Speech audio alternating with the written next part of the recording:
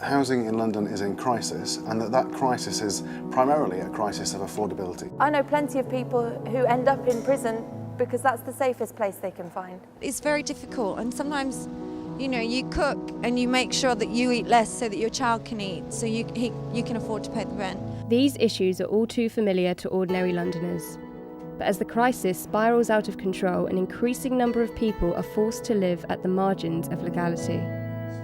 We went to a once disused fire station to talk to Jess, one of the 20 squatters living in the building. I live here, I create art here, I commune with friends here, I come together with other artists, develop myself as an individual.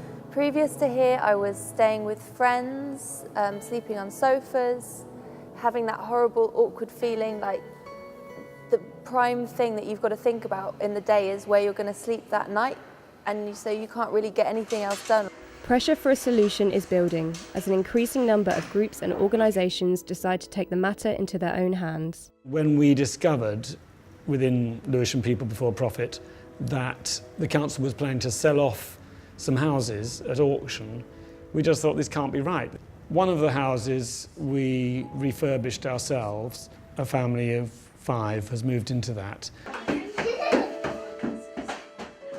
After spending over 3 years on council waiting lists, Nashima Khan and her family have recently moved into one of the squatted properties. Got 3 children, it's overcrowded, and it's one upstairs, and every day when I'm go to school or anywhere, I'm struggling for the buggy, taking up and down with my baby. And the reason why we have people homeless or squatting in the first place, is we don't have enough homes in this country. We're going to be 750,000 homes short of what we need by 2025 if we don't build a hell of a lot more homes than we're currently managing to. Because at the moment, I don't know if you're aware that we're now building about 100,000 homes per year. That's the lowest level since the First World War. It's really not good enough.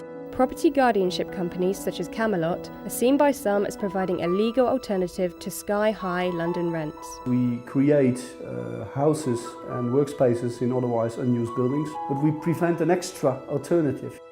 Faith in authorities is dwindling, as many resort to alternative means to keep a roof over their heads. With an increasing number of households saving on essentials and living in overcrowded spaces, many feel that they are being priced out of their own city.